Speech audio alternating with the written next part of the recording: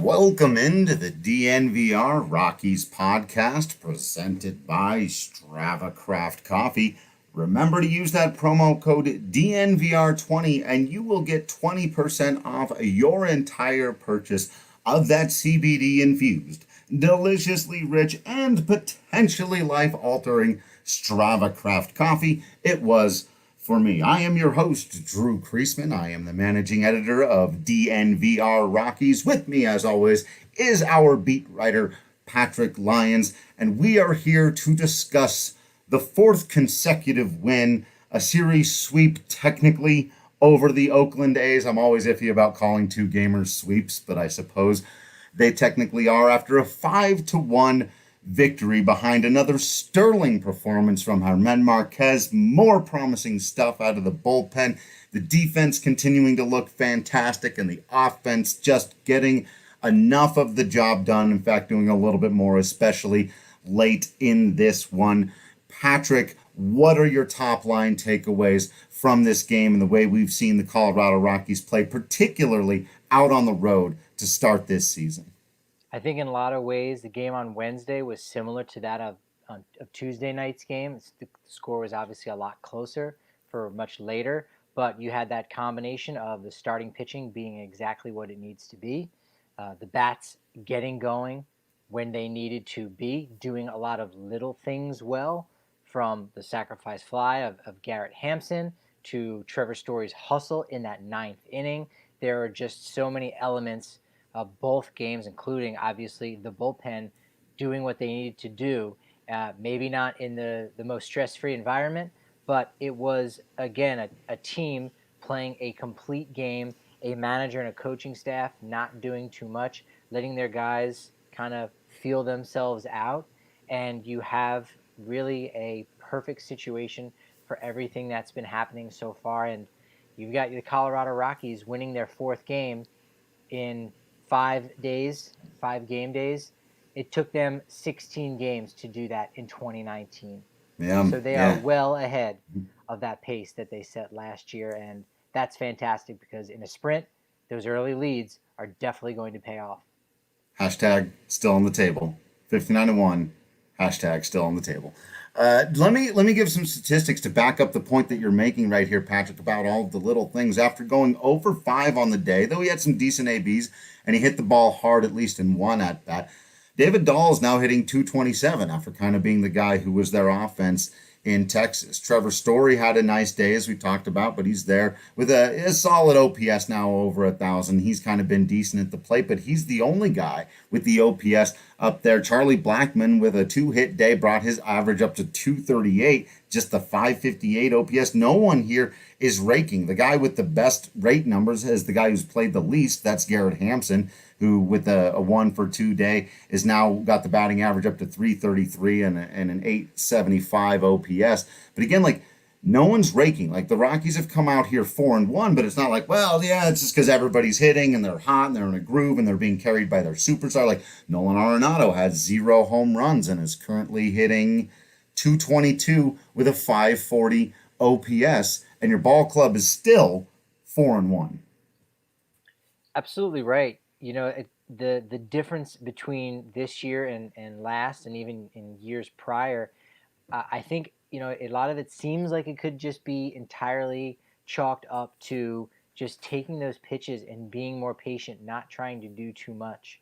And it's something that at the beginning of last year, I really started breaking down some film of Nolan Arenado in 2018 and seeing some of the things he had done on the road in 2019. And, Bud essentially, kind of confirmed my intuitions that, like, sometimes maybe Nolan tries to do too much. And for much of the early part of his career, he's had to in a lot of ways, where if I don't come through here with runner on second and third base, the guy behind me might not, and the guy behind him might not. So this might be the best chance for me to do something. And I think you're seeing him kind of buy into things a little bit more. Yeah, he did not have any walks today, but you do see him taking some pitches just a little bit here and there, being more composed at the plate. He did have that one atrocious swing, and that wasn't the only atrocious thing coming No. from him today. But you What? have 8 other guys in the lineup that are doing that exact same thing. And I think you're really maybe starting to see that emergence of Trevor Story as a leader. And it's not, Nolan is the guy, but you go, yeah, but Trevor's the guy. Charlie's the guy. I mean, David Dahl, he's essentially the next guy. He's one of the guys. And you He just thinks kind of, he's the guy, right. yeah. And you have this group of guys who, again, are so many of them are homegrown. And it's the same story you had for essentially that 2017, 2018 team. But Right. it's that same story of all these guys buying into, the same kind of ethos and pathos, and they're doing it. And it's not going to work all year long. We've said it. We said it all of last year, where you're going to win a third of the games, you're going to lose a third, and it's really those other 50 plus games that mean something. And so now it's about those 20 plus games that mean something. And we've seen a couple of those already here in their early going, but they're 4-1. And you say, wow, you really couldn't have drawn it up any better than this as far as the win-loss column goes. Yeah, exactly right. And Kevin, asking an interesting question here, or making a comment kind of related to what you were saying it would be interesting to hear what Nolan Arenado's thoughts are on what he's seeing at the plate. He had hit some balls hard, but it seemed like he got really frustrated today. You talked about the ugly swing. There was also that really, really, really bizarre play where the only explanation for this is he forgot how many outs they were, which is something that happens to guys. Typically, we see it happen with outfielders. It famously happened to Larry Walker once, where he turned and handed the ball to a guy in the outfield, then tried to go and get it back and throw the guy out. It does happen. I've never seen it happen to Nolan Arenado. Patrick, like you said on Twitter, I've never seen an infielder come home with a ball when there are two outs like that before, but I guess it's a good thing he's really good and Walters was paying attention and they were still able to convert that out, because that would have been a really, really bad way to let the game get tied. Just a mental mistake, and you can count on one hand, at most two, the number of truly just 100% mental mistakes that Nolan Arenado has made in his career, where he just did something baffling, and that was one of them. Yeah, I don't know if we'll ever actually know, why that happens, or why does anything happen where you just have a lapse in judgment or you make an error like that. But the absence of fans, I think, has really been to the Rockies' advantage. And anytime you are on the road and you're playing well, or you're in a pressure-packed situation, which we've seen Jairo Diaz in for the last two nights, not having those fans there, I think, is really an opportune time to kind of have those meditative moments where you just breathe and say, hey, it's just me and Tony. I'm just throwing to him. We're in Scottsdale right now. Let me just hit my spots and do my thing, rather than you've got an entire stadium of people going ballistic because these games mean 3 times as much as normal. Oh my God, I really need to make this pitch right now. Right. No, it's not that. So I think the Rockies have had that advantage. And, someone, I think it might have even been Buster Olney, kind of suggested that, again, we live in a world without fans, and that is a reminder of the world that we live in outside of the stadium, and we don't know what kind of anxiety these players have, what things are going on through their head as far as their family lives are concerned, because you can't make $200 million and this problem goes away. Most other things, that might be true. The things that might plague you and I, Drew, when Sure, when our right. family talks to us and we hear about so-and-so falling on hard times, and you want to help them out, and what can you do, and it affects how you think, and et cetera, et cetera. But if you got $200 million, you can make a lot of problems go away. You can't make these problems go away that are in the stadium. So don't really know what's going on in the mind, but we do know there's a lot of things going on for all of us at all times. So it's good that it happened to Nolan, because you go, it'll be interesting to see how quickly we forget that play. Because it worked out, right? Right. He was out of Oh, the yeah, plate, didn't get yeah. overturned. Right. Rockies won the ball game, And he's never going to and do that again. and he's So, gonna make yeah. no less than 4 Gold Glove caliber plays over the next 7 Right. days at home that It's, you and I are gonna witness firsthand, and it's gonna be, yeah. oh yeah, that's right. Do you remember that play? Yes. Someone will have to remind us, because Yeah. it's small potatoes. Hey, Kenneth, we appreciate you watching. Hopefully, you stick around. Got to agree with this comment here coming in from our guy DJ, saying, Story, the definition of speed kills. 2 runs scored just because he's got wheels. You mentioned the play earlier where he comes around from second with 2 outs there on the play in the ninth to get the insurance run, Charlie Blackmon. But really the one before just as much in the 8th inning where Charlie hits the double down the line and Trevor scores all the way from first. Part of the reason why you told everyone who's got that DraftKings Sportsbook app downloaded and taken care of to take Trevor Story to potentially lead the league in runs this year. We knew he was going to be batting higher in the lineup, right in front of these run producers and Nolan Arenado and Charlie Blackmon. He's got the speed. He's showing a willing. He stole the base right before that. That was a big part of the other one. He doesn't get to score on that Charlie Blackmon hit in the ninth without the stolen base. This is the Trevor Story, the complete player that you and I were really touting and expecting to see coming into this year. Yeah, of course. I think just the lineup change was such a big deal for, giving Story that advantage, and that's why we had said, hey, DraftKings, you can bet on who scores the most runs in the 60-game season. And I think with having a more veteran presence like Charlie Blackmon now hitting behind Story rather than a young guy like David Dahl, who may be more prone to doing too much, you're going to see that many more runs scored. You got a healthy Daniel Murphy. You got Ryan McMahon, who very quietly, hit 24 home runs last year and is the guy when anyone asks, so who's someone I should keep my eye out for in Colorado? You go, if you don't have Ryan McMahon atop, maybe even just outside the top 5 second baseman in the game, you're missing out on something. That's Right. one of those reasons why Story is going to score so many runs. He's been cutting down on his strikeouts. He's taking those walks when he needs them. He's got 5 runs scored already. But keep in mind, they've only played 5 games. Right. And some other guys like a Nelson Cruz goes off and hits and has 12 bases. He's one of only 5 or 6 guys who have had 12 or more bases at age 40 or older. Our former Rockies player Jason Giambi's on that list. So there's a couple guys ahead of Story right now, but Story hasn't even hit his groove at the plate yet. And Right. He's at the top of that list. So that's going to be one we're going to have to keep our eyes on all season long. You know who apparently has hit their groove at the plate? Samaoka is our commenter here. I'm going Samaoka coming in. How about my man and your doppelganger, Mr. Lyons, Tony freaking Walters?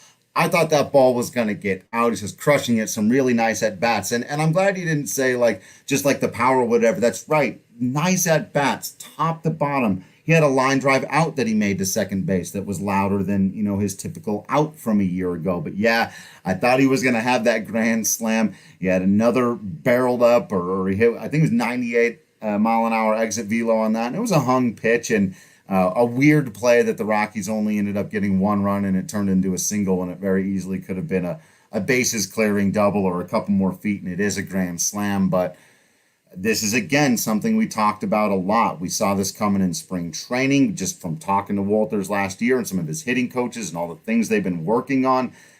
This shouldn't be a total surprise, but to see it almost immediately, he looks as locked in as anybody at the plate. Patrick, that's still something to take note of and be a little bit like, Mom, check out your boy. Yeah, go back and look at the Quest for Asterisk series that we're going to be running all year long, but it's basically our opening day preview where Drew looked at Tony Walters and did an amazing job in doing so, and how Tony is one of those 5 kind of pivotal players, those definitive 5 guys that could make or break the Rockies season outside of those obvious star talents. And you see what Walters has done in his 10 batted balls. If you dig in deep into the StatCast and you believe in those things, and you very well should, because there's a correlation between having success with your exit velocity, et cetera, et cetera. And of his 10 batted balls, his exit velocity is already up 4 miles an hour over last year. Launch angle is up about 3 degrees. And his hard hit percentage, which is no way he can keep up at this rate, but is at 70%. He's among the league leaders. Actually, I think going into today, he may have been tops in hard hit balls or barreled balls. Right. Unbelievable. Where last year he had 0 or was among the bottom. Yeah, it's he's your 9 hitter. That's the thing, is that he's your 9 hitter. Is that if you get more production out of guys in the bottom of the lineup, it's not only going to take pressure off the top and the middle parts, but it's just going to make you an overall more productive club. And we're seeing, again, Colorado doing that across the board. And it's just amazing. You do the little things well, the big things take care of themselves. And look at all the little things that are going well for the Rockies, and look how big that 4-1 record atop the NL West standings looks right now. It I looks love, huge. yeah, and I love this comment from David. 9 runs allowed on the season, undefeated when the Rockies score. That That's is a really great. good. That's a really great way to look at it. The Rockies are undefeated when they score, and it is amazing to think back.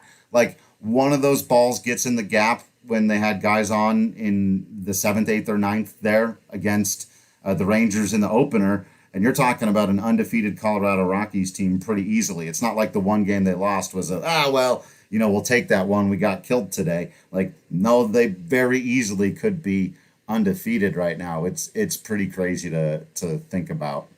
Yeah, and Go- I think it's one of the things that has to be mentioned is, the pitching staff, and that's why might as well just say it right now. German Márquez was the DraftKings Draft king of the of game. the game. Went King of the 6 game. innings strong. He was the king of the game. That's right. King Márquez, 6 innings pitched, Ooh, 4 like hits, that. 8 strikeouts, 1 walk. That is probably the most important number. You have 8 strikeouts and 1 walk. That is the most important thing. It ties Kyle Freeland with the longest outing so far. Again, we're only talking 5 games. But whereas, Freeland gave up the 2 runs, there was a lot of action on the bases, walked 3 guys. But an 8-to-1 strikeout to walk ratio is huge and is on par with what you can expect from Márquez. He's the king of the game. All right. You just reminded me now. We have very important business to attend to, and I should crack open a Breck brew, but unfortunately it's just out of arm shot from me. It's really unfortunate that I've set myself up in this situation. Normally I would do that as I discuss something as fun as nicknames because we are going to get back into this. But first I do have to remind everybody that while I can't because it's just out of arm reach right now, drink my Breck brew with you. I hope you all are knocking back some Mile High City Copper lagers right now. You know that's been my favorite for the summer, but also just if you're new into the Breck brew game, I do highly recommend that 15 can sampler pack. Way better than a 12 can sampler. In fact, it's 3 better. And there's all kinds of delicious brew that you can get from Breckenridge. And if you don't want to go out to get it, you don't have to. You can get it delivered to you by Davidson's Liquor. They've also got curbside pickup that's super safe, but they've been the leaders in delivering alcohol right to your door for years, especially if maybe you've had a couple while you're out, you walked home, you don't want to drive to the liquor store, you want it to be brought to you. It's a safe way to get it done. So check them out at Davidson's. If you're totally good to be out and about and you want to head down to the farmhouse, though, that may be the best way to get it because not only can you get that delicious Breckenridge brew, but you get some really fantastic food and you can get $5 off when you use promo code DNVR. So just give them a call today at 303-803-1380 from noon to 8 for pickup and just help yourself to some delicious food and drink, as I've been known to do from time to time. So now we got it here. Okay. Patrick, you've just reminded me that while I've advocated for a while, and we may see pitchers hit again in the NL, that's still up in the air. I've advocated for this DH, and it looks like it's coming. One way or the other, it's coming. So we're going to have to retire our incredible. I'm giving us credit. Our incredible nickname for German Márquez that maybe never totally caught on, El Batedor de Plata, the Silver Slugger. It was great. The guy could rake, but if he's not going to be given opportunities to anymore, we did. I mean, right there, we just had King Márquez. Will coming in with El Kaiser. Nice. Okay. All right. So King Márquez also Ryan Driggin, that making him richer this afternoon. Assumed he had that 5.5 strikeouts every time he goes out there, by the way. We'll talk about that in just a minute. But we'll get into that right now. We've got a whole thing on that. But how do you like Márquez Rex? Márquez Rex. Is that a play on something? It's not jumping out to me. I like just it. For the king, just because it's King Márquez, because I think he's going to win a bunch of these draft king of the games. I think so. King Márquez, People know a little bit more what we're doing here, right? But Marquez Rex just feels a little. I don't know. I don't know if it works. I don't know if it's functional, but Okay. it sounds good. It does. I do like that. I like the X and the Z on the end there. How about this? Try this one on.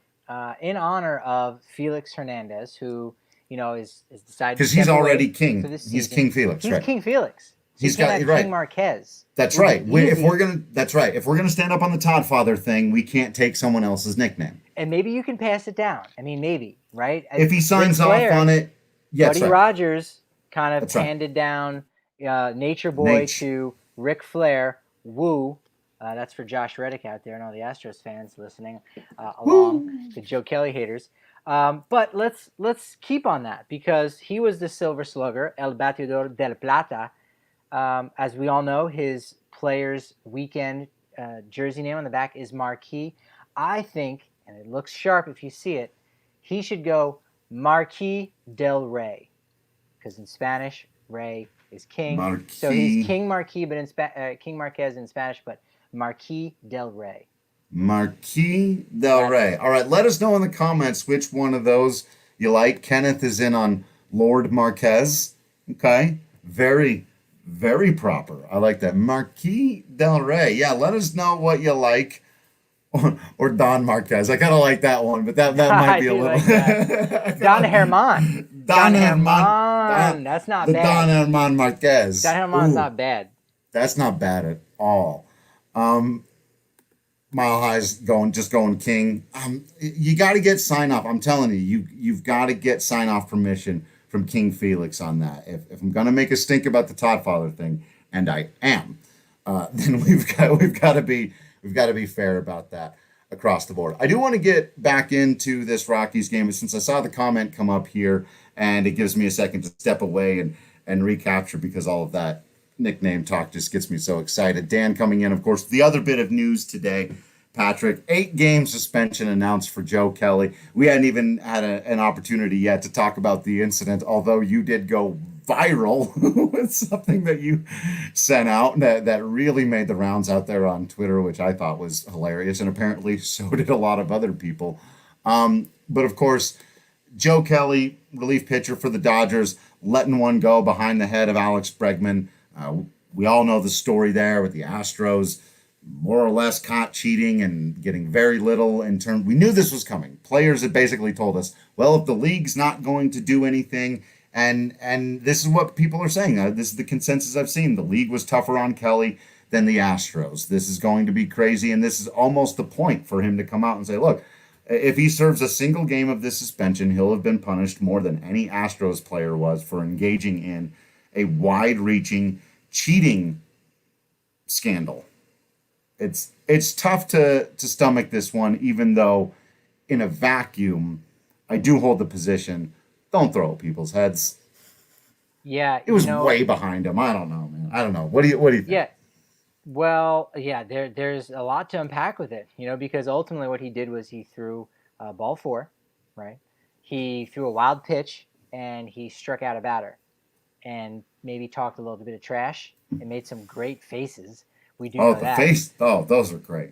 And you can't really blame a guy because he was working all throughout the quarantine. He was working on that changeup, and he did more damage to the window in the back of his home in Arizona than he did to the body of any of the Houston Astros players. And Right. for that, he suspended 8 games. But two wrongs don't make a right. I'll explain why I guess I understand where the league was coming from, but I don't understand that they were able to kind of let all the Astros just slide without any punishment and not Right. realize that, there's going to be an equal and an opposite reaction to all of this. And how are you going to deal with those ramifications and that story of, hey, this guy just got suspended for, throwing a questionable pitch inside against a guy than this other player did. And maybe the suspension actually gets reduced to 1 game and it's for a starting pitcher. So really it doesn't mean anything. It's just something on the books. Even still, that would have been more than any of the Astros got. So, it's with that the only thing I could possibly understand is that is just a message loud and clear, I think, to all players that, look, this is a pandemic. We cannot be clearing benches. This cannot happen in any shape or form.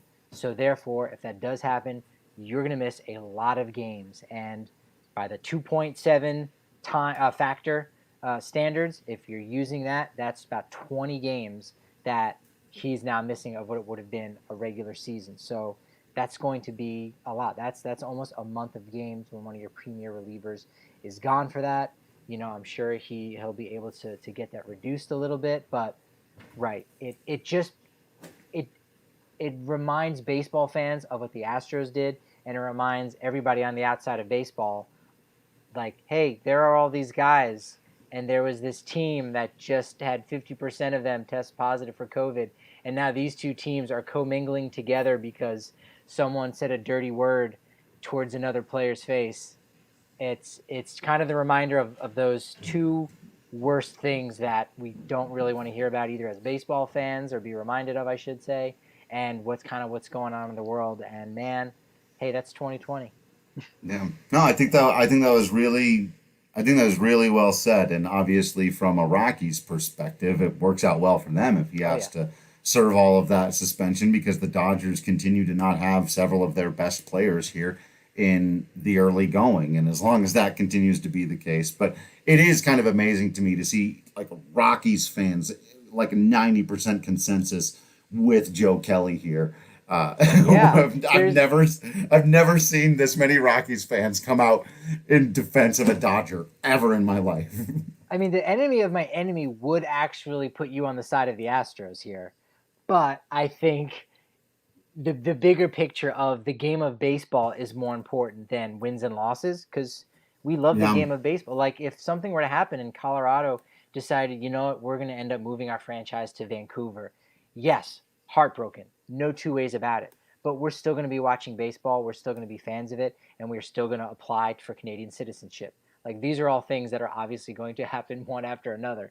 So I think if Rockies fans say, well, wait a minute, the Astros cheated, so no, I'm on whoever is throwing a pitch a little high and a little tight. We don't want anyone getting hurt, but you know what? Let's send a message that we are not okay with this.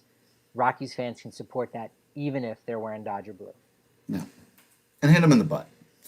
But probably, I mean, and it's going to be interesting now too to see like if a guy like has one just legitimately slip and get away from him, and he hits an Astro player, like is he going to get suspended for a third of the season? Just because, yeah, it's going to be Right. really interesting to see now, because it does look, and this is the hard part of it for everybody, and that's why I'm glad you started and ended with it. It does, the hypocrisy is the thing that people can't stomach, and it does look, it doesn't just look, it is the MLB going much harder after people trying to punish the Astros in whatever way they see fit than they ever did. Right. And if that happens, if what I just described, I think all hell will break loose amongst fans. And like if somebody's like, dude, the ball just slipped out and you're going to suspend me forever because we have to be so hyper protective of the Astros. They deserve that hyper protection. Like, really, but your point is well taken. They can't let it get out of control. It can't just be open season. Help yourselves. Throw at them all day. Go at it. That can't be what we do here, right? I'll be interested to see what the numbers look like by the end of the season on hit by pitch. Like, is there going to be a reduction of that? And how much of that just has to do with not pitching in April and May in those colder months? There could be some correlation. I know there's plenty of incredibly intelligent mathematicians out there that can crunch those numbers and let us know. But it will be interesting. It wouldn't shock me if we did see a reduction in hit by pitches, because ultimately guys are not trying to send those messages because they don't want benches to clear, because we can't have that. So you Right. know what? Let's And all we just can't. play nice and swallow a little bit of our pride in these moments, and to the victor goes the spoils. Well, let's get back on the field here. And as our guy Ryan was saying a little bit earlier, that German Márquez has been helping him win some money. If you were to wonder, what do you mean he's been helping you win some money? Well, what our guy Ryan is talking about is he's downloaded the DraftKings Sportsbook app. probably use that promo code DNVR because it can get you hooked up with a really fantastic sign up bonus. All time use for a limited time, not all time use. I'll get my words correct in the order that they go. For a limited time, all users get a special odds boost bet of $20 to win $100 on a team of your choosing when you use that code DNVR, and they keep putting the Márquez over under strikeout at 5.5. He had 8 today. He had 6 in game 1. He has a 12 plus K per 9 rate for his career. He leads the Rockies, or is second. It's him and John Gray, and they're very close, and they're both still pitching, so it can kind of go back and forth a little bit between the two of them. He's been fantastic, and really, one of the things we talk a lot about, we've gone on the DNVR Bets show and had those guys come on ours, and you should check them out I think every weekday at 5. That a lot of times it's based on, the public opinion of things. And the public opinion of Colorado Rockies pitching is never high. And if you have particular confidence in one of these guys, Márquez is a good one to look at. Some of these relievers who are breaking through, though, I'd have to go and find out what what kind of lines you can bet on relievers. I'm not sure I'd take any Rockies guy to lead the league in saves or anything. But Márquez so far has been one of the safer bets. We talked about earlier, maybe a long-term one for Trevor Story to lead the league in runs. There are some fantastic odds on all of that. But again, in order to get in on the action, and you can bet really low odds, like we had talked about here, these $20 bets to win $100 on something of your choosing. That's one of my favorite ways to do it, is to lay low dollar amounts on things you think are a bit of a long shot, because then you can win if it happens, and you're not especially disappointed that you weren't before the season able to 100% predict what was going to happen. That's my methodology of doing it. I know some other people have their ways of going, but it just makes it a lot more fun to have some skin in the game. So again, remember to use that code DNVR to boost your odds to $20 to win $100 only at DraftKings Sportsbook. You must be 21 or older, Colorado only. Other terms and conditions and eligibility restrictions apply. See DraftKings.com/sportsbook for details. And if you have a gambling problem, call 1-800-522-4700 and check them out on Instagram.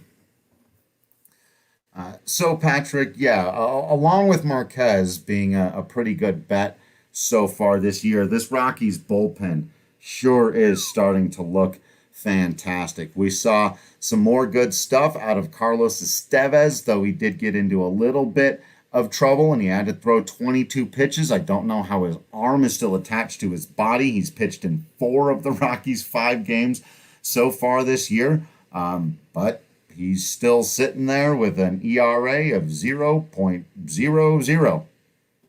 If there's anyone that is among Bud Black's favorite human beings in the world, it's very clearly Carlos Estevez.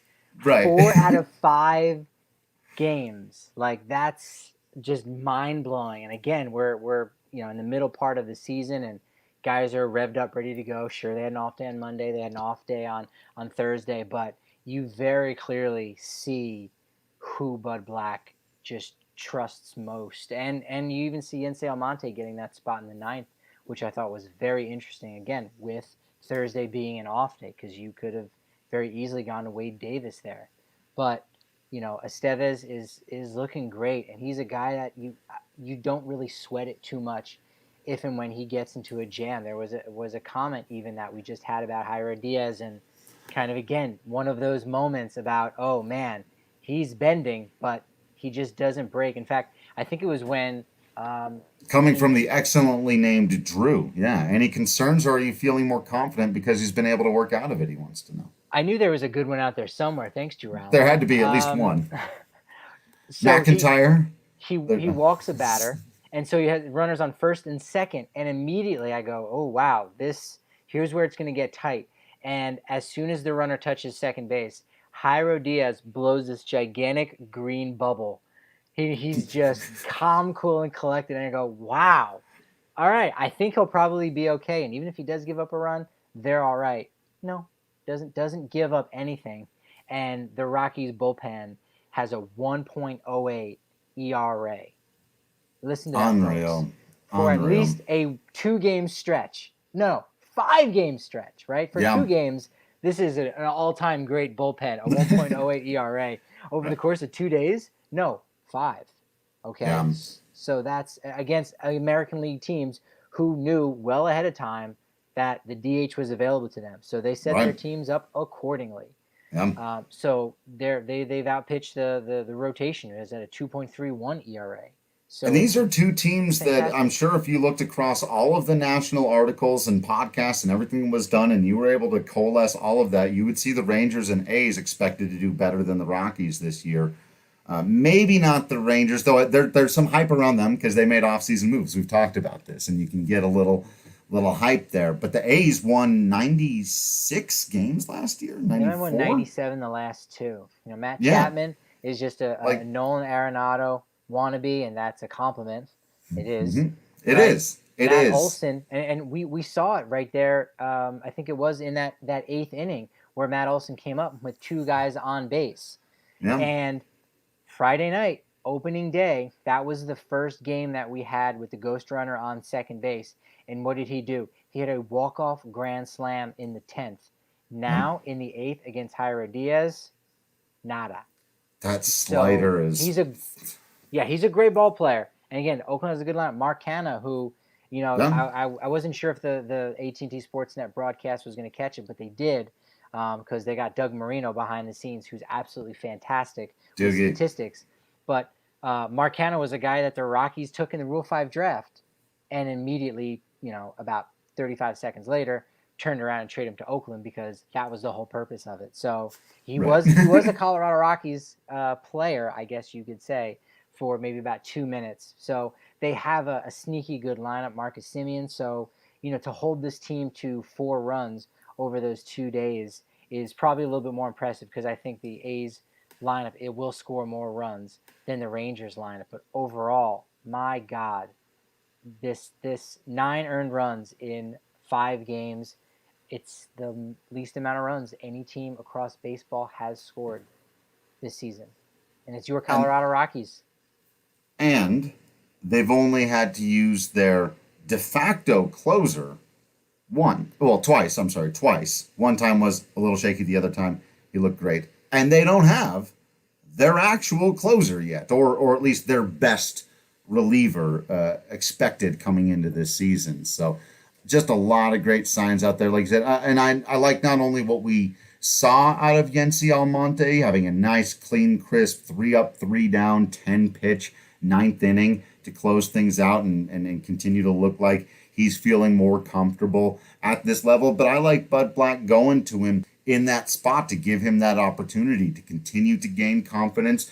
And these guys will tell you this. I remember having this conversation with Carlos Estevez several years ago, where he had pitched the 9th in a game the Rockies won like 8-2 or something like that, and he struck out the side, and he was dominant, but he was like, it feels so different to get the final out of a baseball game. Like that rush that like you threw the ball, the guy swung and missed, and their chances to win are 0 now. It's over. They get none left. In a game with no clock, there is a mental thing that does to a guy. And for Yency Almonte to go out there, and 5-1 is not inescapable. We've seen the Rockies bullpen blow a 5-1 lead before many, many times. So for him to go out there calm, cool, collected, do the thing, and it's kind of like we talked about Estevez the night before, put absolutely no stress in his manager whatsoever to whether or not he needs to even warm somebody else up. Just like you said earlier about the team in general, there will be bumps in the road. This is not going to be the best bullpen. It could be the best bullpen in the history of the Rockies, honestly, because that bar is not that high to clear, and you've only got to do it for 60 games. So that's actually very much on the table. But they're gonna have their bumps. It's gonna be, do they have enough guys going at the right time? Can they sustain? Can the starters start going a little bit deeper into some of these games? If you're going to criticize something on Márquez today, might be a little bit with his efficiency. If he had handled a couple of innings a little bit better, he probably could have pitched the 7th. Not that they needed it with the way the bullpen is going, but those are nitpicky things you look at. But boy, oh boy, you have to nitpick the Rockies pitching is, this far into the season, pretty amazing. Yeah, I think the most realistic positive outcome they could have been had going into the home opener is just so many signs of life in a lot of different ways. You go 3-2, hey, that's a good road stand. You won more than you lost, Yep. and okay, now you're back at home. Maybe you can get into a groove against the West if this and this goes right. It's they still have so much to prove, I think, at home, right? To how much is this real? But even if half of it is real, that's going to be a lot, because I think in a 3-2 scenario, you would say, well, in a best case scenario, maybe half of the good things we're hoping for work out, and we're saying that it's almost assuredly going to be half, and that's in a worst case scenario now. Yeah. So I just can't wait to see how they play at home against the division with teams that kind of know their number in a lot of different ways. The Padres maybe not as much, although I do want to talk to Bud hopefully tomorrow about what that series meant against the Padres last June, Yeah. around I think it was the 15th Right. through 18th. That was where they scored. It's I the think they beginning combined of the end, 92 man. runs. Oh, And it was the beginning of the end, and that was yeah. the opportunity for the Rockies to have an easy 4-game sweep and to not have the June swoon, and that was the beginning of the end, and it was because of the Padres, and it really shouldn't have been. They didn't have the caliber of talent that they upgraded this offseason. So you still got the name on the front of the jersey. You have a little bit more swagger because of the brown and the mustard there. I think those players like that. It's a unique identity. They're no longer just a team with a navy colored top like so many other teams in the game. Right. It's why people are attracted to the Rockies. So Padres have something going for them, and this will be a good test. It's what's also weird is that the Padres still have a game Wednesday night, and then they have a game on Thursday. So they have 2 more games. Rockies are done. They're relaxing. They're going back to their hotel. They're going to fly back to Denver. By the time they actually suit up to play them on Friday, they can watch 2 full games that the Padres have played and scout. And I think that could even be an advantage for Colorado in this weekend series, the home opener for your Colorado Rockies at Coors Field on Friday. And come out to the DNVR bar, RSVP as soon as you can, because it's going to be sold out. That's where you want to Yeah. be. If you can't Yeah. be at Coors Field, and no one can be, there's only so many places and limited space that you can go to kind of just feel some of that energy. And it's all good energy right now. It's not just Right. baseball, happiness, opening day energy. It's like, whoa, It's a buzz, a is real something buzz. happening right now? Is there Yeah. is there some kind of revolution going on right now as far as this team goes? You want to be out there and a part of it. You very much do. So I want to get into talking about what we're looking forward to seeing in that series just a very little bit. Well, actually, no. What I want to do here is this, because we're going to have a little bit of time before we get to that Friday set. So we're going to have an opportunity to do that. I want to answer a couple of questions here then before we wrap up. But I also want to remind everybody that as much fun as I've been having playing Colorado, or as I've been having watching Colorado Rockies baseball, I've been having almost as much fun playing WGT Golf, the most beloved golf game in the world, totally free. You can download it on either your phone or your laptop at DNVRGolf.com. They are the official sponsor of DNVR Gaming, which is super cool, and we very much appreciate that. But really, it's just a fun game to play, whether you're doing it for a little bit of a distraction in between, you're riding the bus somewhere, or you're in the back of a car on a long drive, you want to hit around the golf clubs, you're sitting at home, or you're a hardcore golf person and you want to get all that top golf equipment and you really want to hone in your game, because there is real challenge in this thing as well. Either way, it's a whole lot of fun. And like I said, you got nothing to lose. It's totally free. You download it at DNVRGolf.com. You join one of our country clubs, so that way you make sure you're hanging out with everybody in the DNVR community. You can come right at us on the staff, talk some trash, especially to me because I'm terrible at it. Be careful about talking trash to Patrick and Harrison Wind. Those guys bring the thunder a little bit. Those guys bring it. So if you're going to talk some trash to Patrick Lyons, which I highly recommend when given the opportunity to do so. Just make sure you bring it. Is all. You can talk trash to me, and you still don't really have to bring it. No bringing it required. Oh yeah, well watch this. Ah, in the bunker. Damn it. It was terrible. So, like I said, we're gonna have, as you mentioned, actually, everybody's gonna have a minute to get ready for that Padres series. So we'll do that on a future podcast. A couple of questions coming in here from Sean. I saw any chance they move Tony up in the lineup. I actually don't think there's much of a chance of them doing that, and I don't think that they would really want to. I think they like him where he is. They like his ability to turn around. You saw him lay down a really nice sack bunt today. Even the ability to do that at the bottom of the lineup to kind of flip things back over to the guys who really do damage there at the top is a good thing. But I actually think, despite the lack of thunderous results from the offense, that everyone's feeling pretty good about where they are. You asked a question also here about, are we worried about McMahon yet? I know he had an ugly strikeout late in the game, but 2 base hits today, 2 the day before that. So no. He went oppo. He pulled one through the other side. Tapia, same thing. Hilliard, same thing. Not really concerned about any of these guys as long as their quality of at bats continue. They're seeing a lot of pitches. They hit the ball hard occasionally. We're good. I think they're doing that at a good enough rate. You leave the offense more or less where it is. Yeah, I've got zero faults with what you said. The only argument against moving up Walters, or really the biggest argument against it, is who you moving down, right? Right. A couple guys, Hilliard, has had his moments where he hasn't looked great, but overall, I think all of these guys are on par with one another. And when it comes to just driving in runs, or even just, hey, having enough of an experienced at bat where you can get a fly ball deep enough to the outfield for a sacrifice fly, there's a lot of guys ahead of Walters in the lineup where you see that. Garrett Hampson was even able to do that. And you think, well, wait a minute, you would want Hampson batting ninth because that sets the table. You now basically have Hampson and Dahl as that double leadoff, right? That idea And I of would, this 2 fast guys. I do and like yet they that. didn't do that. They didn't do right, that. Right.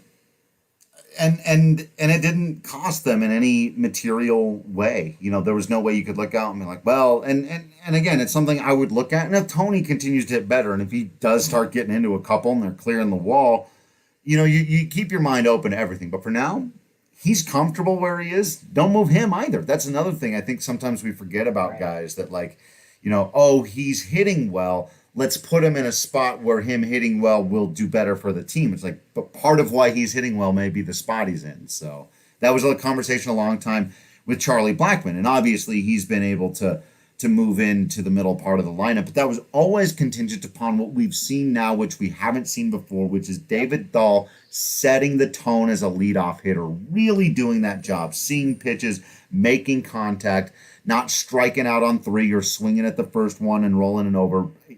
David Dahl has really shown an ability to be a leadoff hitter. So it's funny, we were going down all the bad OPSs earlier, but the offense looks fine to me, especially because I think there's just so much room for it to improve now. Yeah, each of those spots in the batting order is like a position on the field where they might not even have specially assigned jobs, but they are, obviously some are way more important than others. And if you're doing what you need to do in the most important of spots, Charlie Blackmon has done a fantastic job batting third, even with his average being under 300 right now. Again, small sample size, sure. And we've been saying small sample size even with the 4-run record. So we're not picking and choosing here. We are being fair across the board.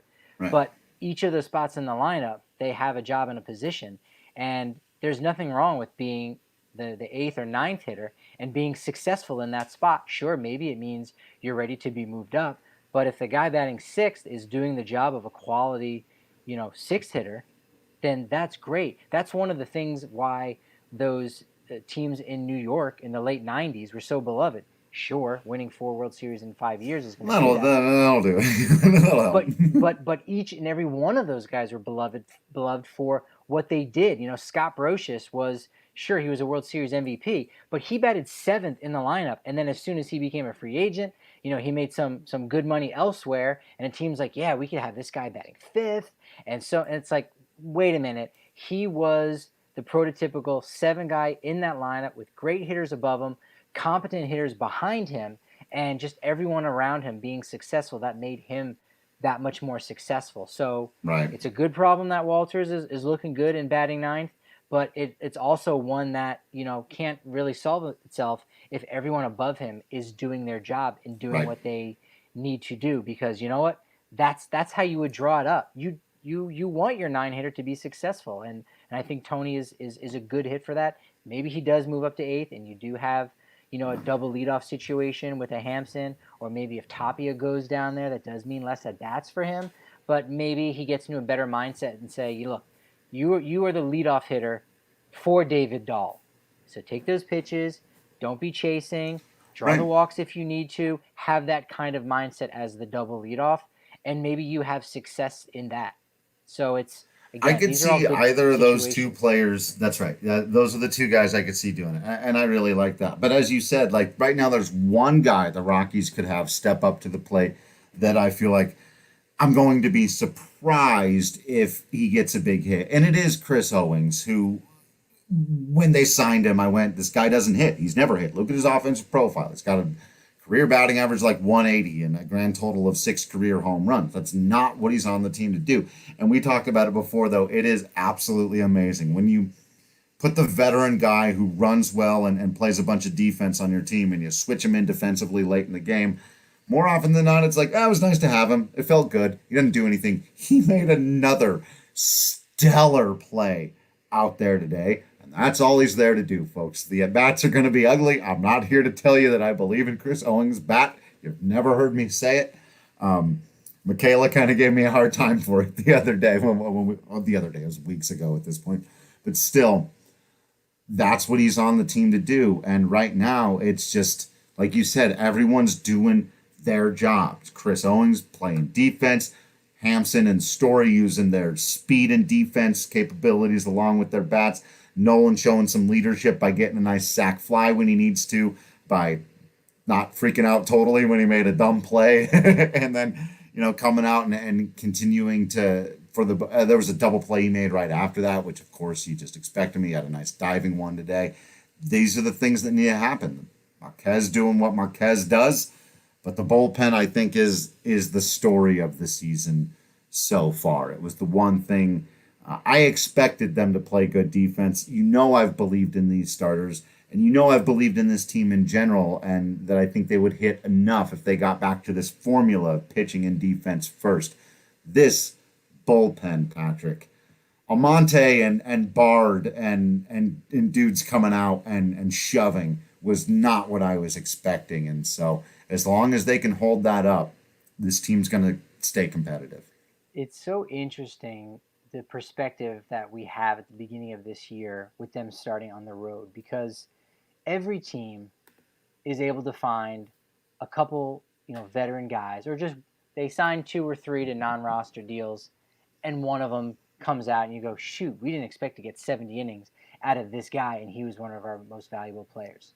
Same thing for the young guys, for guys who've maybe been up and down, like Yency Almonte, we'll say, that you go, wow, this guy ended up being vital when so-and-so went down. And every team has those stories every year. It's one of the reasons why, a team like Oakland even doesn't really go out and spend a lot on their bullpen. They don't make those Shaw and McGee signings because they know, what? We don't know who it's going to be, but it's going to be someone.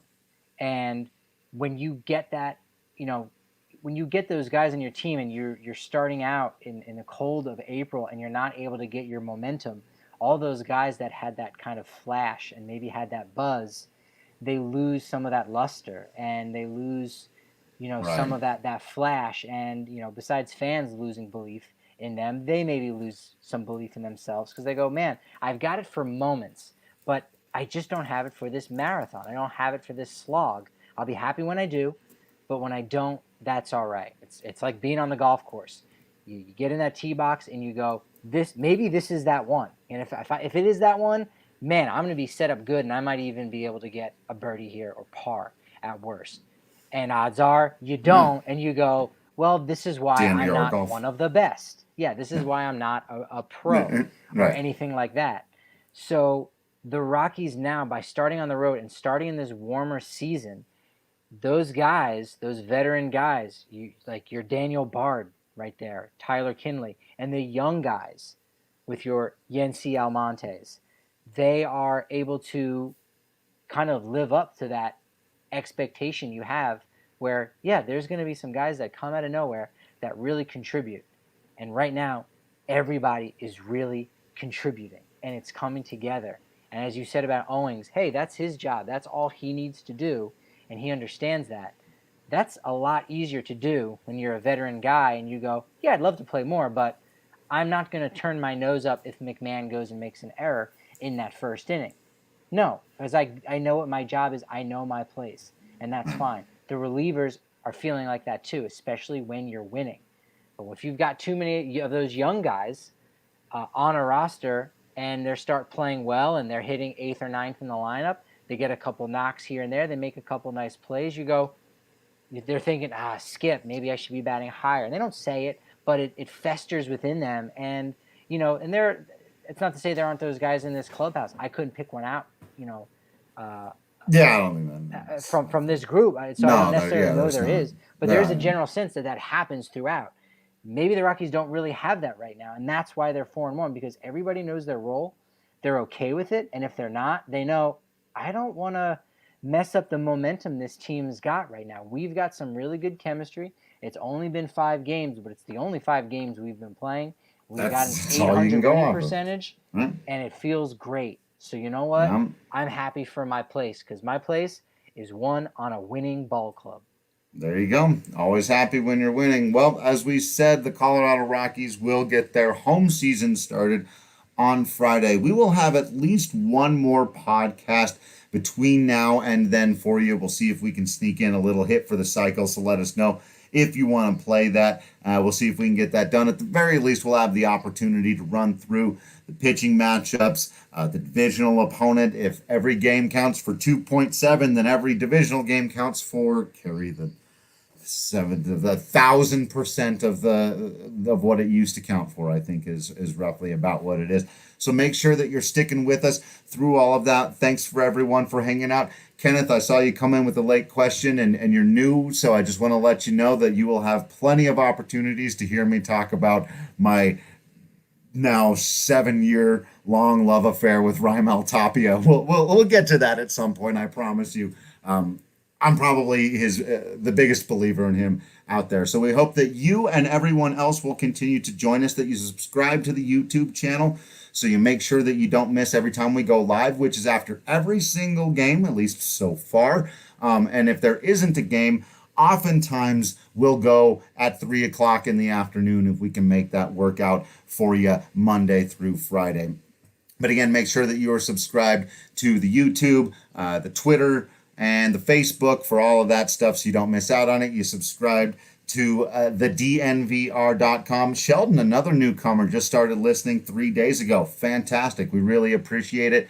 Make sure you subscribe to the podcast feed too. Always definitely helps. And then you'll get it as soon as it goes up. It'll download straight to your phone and all of that stuff. We've got plenty of other fun podcasts also on this network. The Denver Sports Podcast, where we talk about all the 4 major sports. And if you're into the other beats, of course, make sure that you're following all of them. You subscribe to the DNVR.com so you can get some cool discounts on this merch stuff, including the hat and shirt that I am currently wearing. We got all kinds of cool stuff, including a new Larry Walker Hall of Fame shirt that is it still only available to members only? I think that's right, that this first run, at least for the week, only available to members of the DNVR. So make sure you join us. Then you can come and hang out with us in the lounge too and talk trash and play video games and have that fun. We appreciate you sharing the show with all your Rockies buddies and hope that everyone else out there will do the same. As we can tell, you are all remaining absolutely awesome out there. So all we can promise for you is that we will remain absolutely Patrick Lyons and Drew Creasman in here.